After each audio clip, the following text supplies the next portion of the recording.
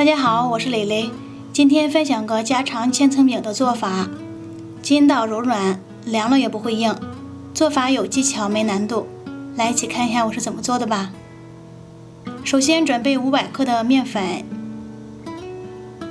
加2颗盐增加筋性，少量多次的倒入250毫升温水搅成絮状，没有干粉的时候下手揉成团儿。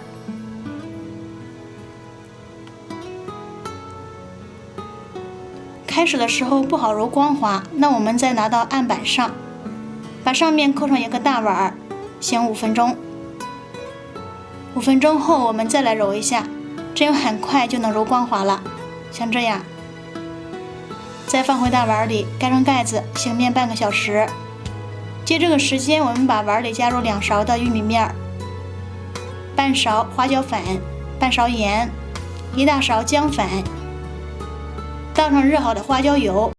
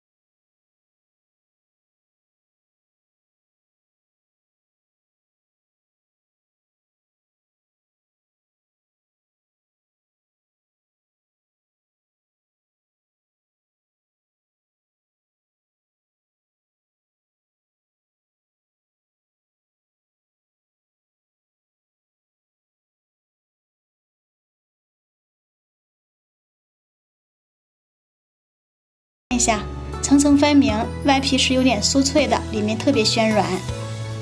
凉了也不会硬。好了，今天的视频就到这里了，喜欢的就收藏一下，感谢您的观看，我们下期再见。